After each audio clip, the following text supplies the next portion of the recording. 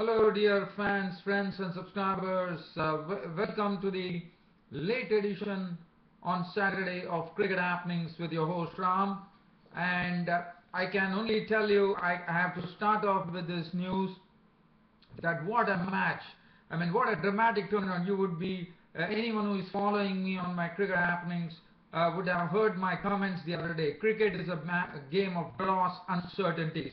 And that was the uncertainty that was provided at the Sheikh Zayed Stadium in Abu Dhabi when Pakistan, can you believe it, 523 for 8 declared.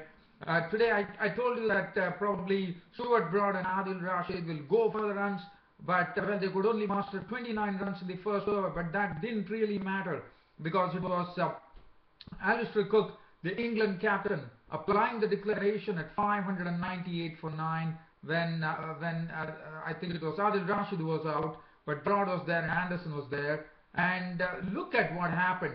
Pakistan were, I mean, it was a very, not a big lead at all. It was a 75-run lead. We were in the final day. And this is what, as I said, cricket is a game of gross uncertainties.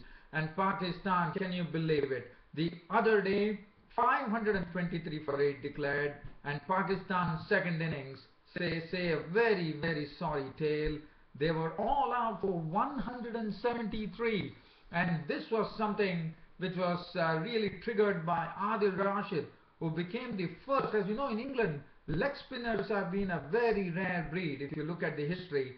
And there comes the leg spinner. I mean, I am told that an English leg spinner in 1959 had taken 5 wickets. And now Adil Rashid, after 1959, has become the first person. Now Adil Rashid holds the record for taking a 5-wicket bag as a leg spinner, and that too on test debut. And you'll remember that Adil Rashid didn't bowl well in the first innings. He was taken for runs, and Adil Rashid comes here and really bowls a dream spell. In fact, he bowled some beautiful deliveries. I thought one to Yunus Khan, then he dismissed Asad Shafiq, Sarfraz Ahmed, Zulfikar Babar and Imran Khan, and England were all out for 173. James Anderson knocking the openers off with his initial burst there. I mean, in fact, he knocked off Masood and Shoaib Malik, and then Adil Rashid came in and wrapped it up. And this is what, as I said, cricket is a game of gross uncertainties.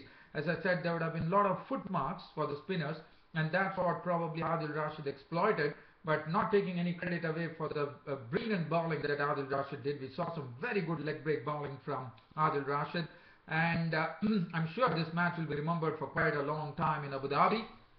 And England were given a target of 99 runs to win the match. And in fact, if you look at Pakistan, they were really, I would say, they were comfortable at 102 for 3 at tea. And then look at what happened. 71 runs and 7 wickets gone. And Pakistan have been prone to collapses, as we all know. And that's what precisely happened. As far as England were concerned, they were given a target of 99 runs. And Alistair Cook, the English captain, wasted no time.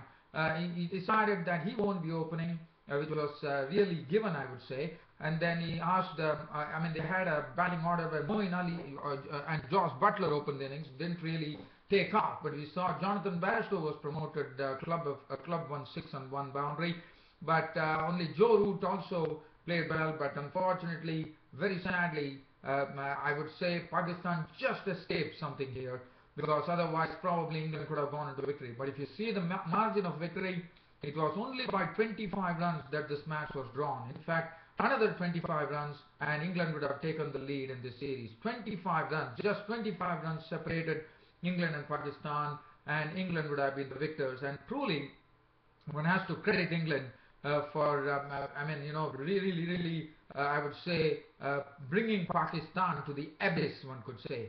Now let's see. Now, since I've spoken about it, and also, there was one more match which I was telling that West Indies have to play well to not have an innings defeat. That's what precisely happened. They followed on. And that was it. West Indies were defeated by Sri Lanka in the first test match by an innings and 6 runs. I'll be talking about that with Rangana Herath getting a 10-wicket haul. This is the 5th time that he's got a 10th-wicket haul. As far as England were concerned, let's have a look. So, as I said, they resumed on their own night total. So, my concentration, dear fans and subscribers, There will be more on this particular match, which was an interesting match, and I will be having a cursory look at the Sri Lanka versus West Indies match. So England, as I said, they started off with Broad and Rashid in the middle, and it was not easy. I mean, probably even though England would have Cook would have given them instructions to go for the strokes, I thought the Pakistani bowlers bowled well, and we saw that Adil Rashid was bowled by Imran Khan for 12, and then Broad and then Anderson came in, but they were not really allowed to free their arms by the Pakistani bowlers, because the Pakistani bowlers realized that England batsmen will definitely go for their strokes. And finally, Alistair Cook applied the declaration when he had 75 runs lead in the first innings. So 598 for 9, he declared it. Broad was not out on 17, Anderson was not out on 3, and I'm not going to go into the wicket-taking tally here. There was 3 wickets for 125 for Wahab Riaz. Now, the Pakistan second innings, it started off with Mohammad Hafiz and Shan Masood opening the innings. Now, Shan Masood, as you know, was dismissed in some odd circumstances, with the ball actually dropping off from the grill and rolling on again. Once again, I would say Shan Masood, but this time more orthodox, one could say, which such dismissals are definitely seen in cricket. It was an underedge ball. Anderson bowled a delivery, and Shan Masood underedged the delivery onto his stumps. He was gone for 1, and then we saw Shoaib Malik, the double centurion, coming in as 1 drop, probably coming in with ounces of confidence under his belt here. But look, even the confidence is something which can be shattered, and that's what Anderson showed. He actually bowled a bouncer at Shoaib Malik, and Shoaib Malik was getting this ball really climbing onto his throat, and all that Shoaib Malik could do was go and fend at it, and that was the end of Shoaib Malik, as Jonathan Barrister took the catch, and Shoaib Malik was walking back to the pavilion after collecting a duck after making a double century in the first innings. So that made it Pakistan 3 for 2, and in walked Yunus Khan to join Mohammad Hafiz. Then Mohammad Hafiz decided to play some strokes, hit some boundaries, a 6, and then finally a very brilliant piece of work by Ben Stokes got Mohammad Hafiz run out for 34 with 4 fours and 1 6 as Misbah ul Haq walked in to join Yunus Khan. Now Misbah ul Haq and Yunus Khan really started chiseling a partnership. They started rectifying matters, because Pakistan were in real trouble at 47 for 3 at that stage.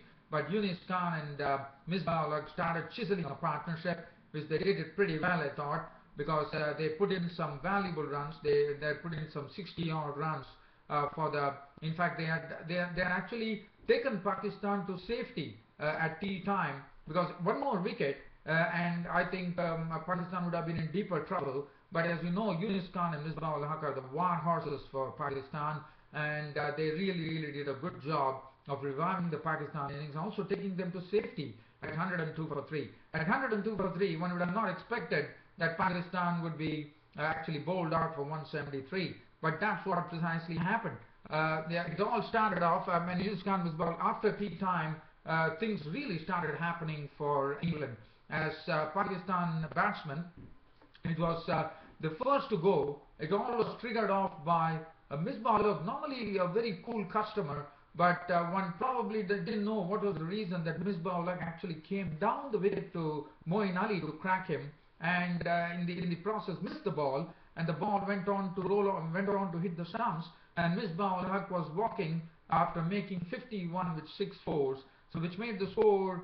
And before that, he saw that. In fact, after tea, the first wicket to go was Yunus Khan. This partnership was broken by Adil Rashid, the right-arm leg spinner, who came in, and he produced a beautiful delivery, I thought, a leg break delivery, and Yunus Khan paid it into the hands of Stokes. He was gone for 45 with 6 boundaries, and after that, Asad Shafiq was claimed by Butler behind the stumps of the bowling, Rashid for 6, which made it 139 for 5, and one would have probably not. I mean, Misbah ul Haq is such a player that normally doesn't attempt anything rash, but it was a bit surprising to see Misbah ul Haq coming down the wicket to Ali in that circumstances, because they still had some batting to come. I mean, they had Sarfraz Ahmed to come, so one knows that Sarfraz Ahmed can really stay there, but one does not know what was the need for the rush of blood from Misbah ul Haq at that stage. And once Misbah ul Haq went, Pakistan's innings absolutely went haywire. As Misbah ul Haq, we all know that he has been a binding force for Pakistan in Test cricket, and Misbah ul Haq coming down the wicket was bowled by Moeen Ali for 51 with 6 boundaries, and then the score was 159 for 6, and now things were looking pretty bad for Pakistan. But after that, we saw Sarfraz Ahmed started playing well, in the sense he started occupying the crease which was needed, and now he needed support from the tail enders as Wahab Riaz walked in. But it was Moeen Ali, the spinner, came in and picked up Wahab Riaz's wicket for 4 balls, and then Adil Rashid picked up 2 in 2. In fact, before that, Zulfikar Babar was sent to the pavilion by Rashid for 1. And this is what Rashid did. In fact, he picked up some key wickets, if you see. Yunis Khan, then he picked up the wicket of Asad Shafiq, picked up the wicket of Sarfraz Ahmed, and then Zulfikar Babar was out for 1. And then once Zulfikar was gone, it was Sarfraz Ahmed that decided that he is the one who has to. And let me tell you, all these balls that Adil Rashid bowled, if you look at the pattern of look at the pattern how the wicket went, you would see that they have been caught in the slips, and it has been caught by none other than the wonderful slip catcher from England, none other than James Anderson, who paused each and every catch that was offered to him.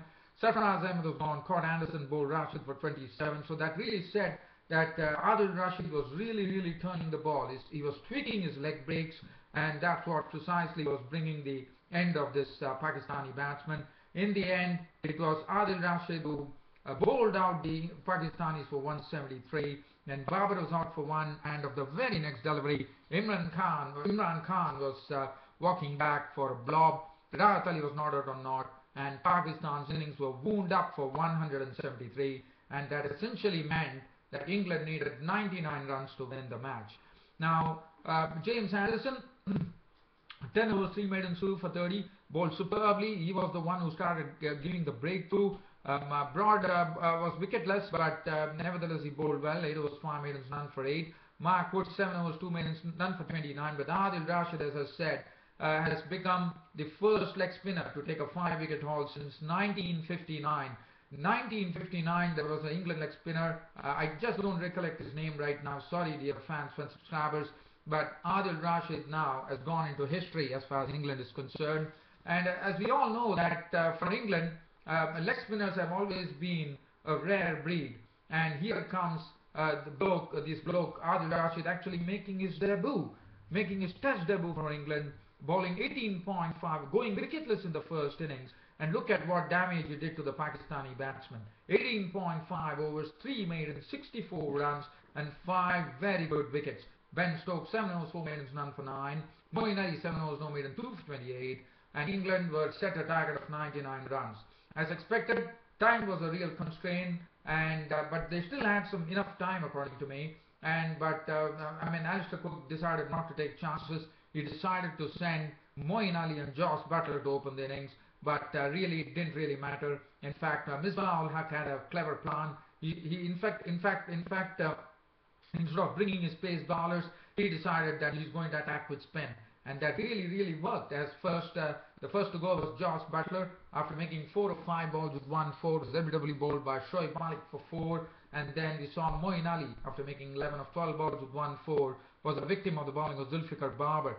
Joe Root was the one who was there, staying at the centre. Ben Stokes joined him, but Shoaib Malik also picked up the wicket of Ben Stokes when Ben Stokes went for a big shot. He was gone for 2, which made it 35 for 3, and one thought probably there's going to be more twist in the tail here.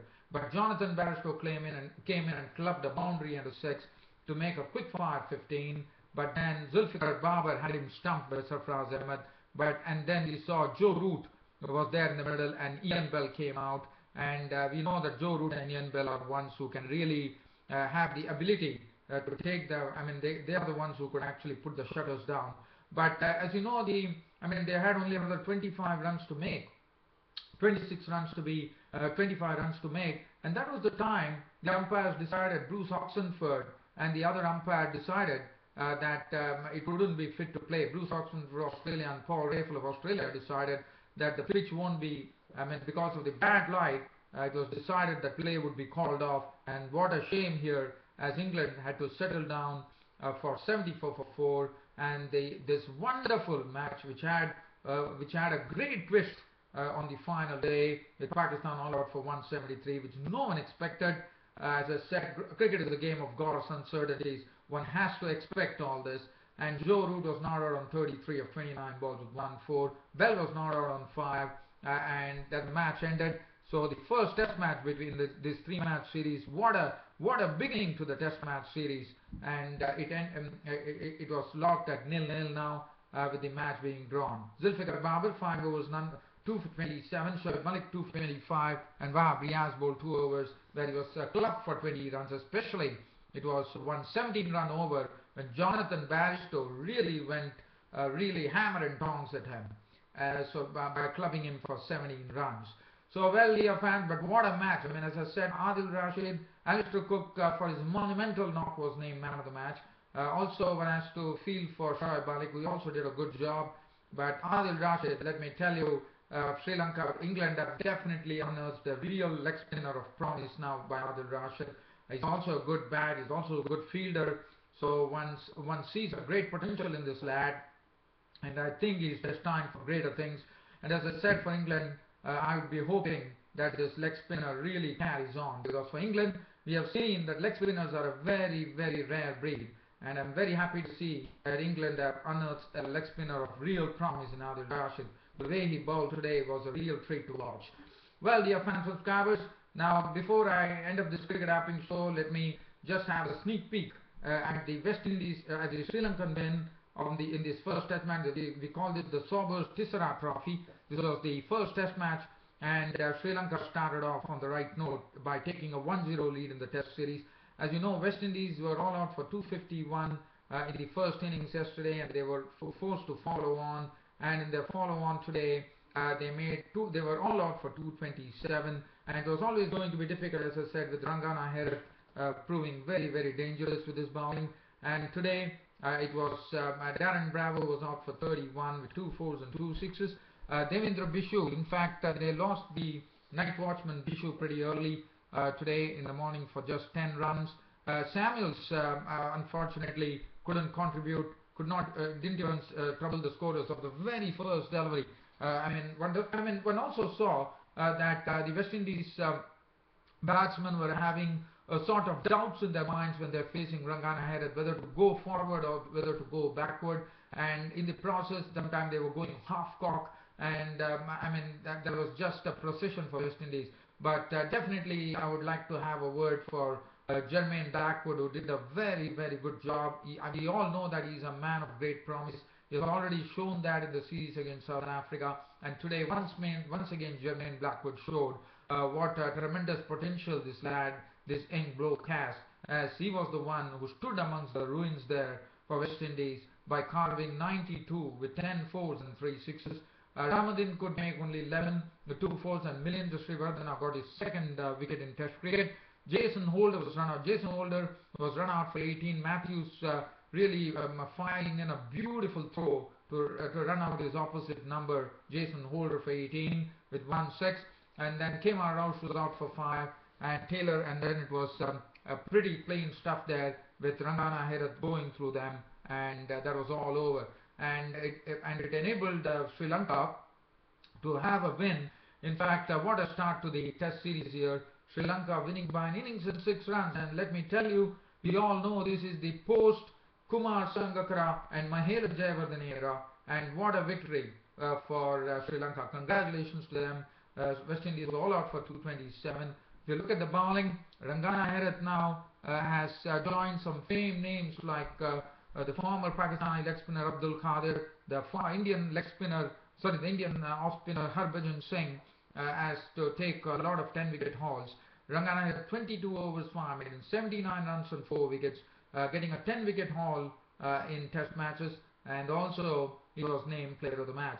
Damika Prasad, 9.3 overs, 3 maidens, 228. Nuwan Pradeep, 40 overs, 1 maiden, 1 for 28. Srivardhana on his Test debut, 2 for 60.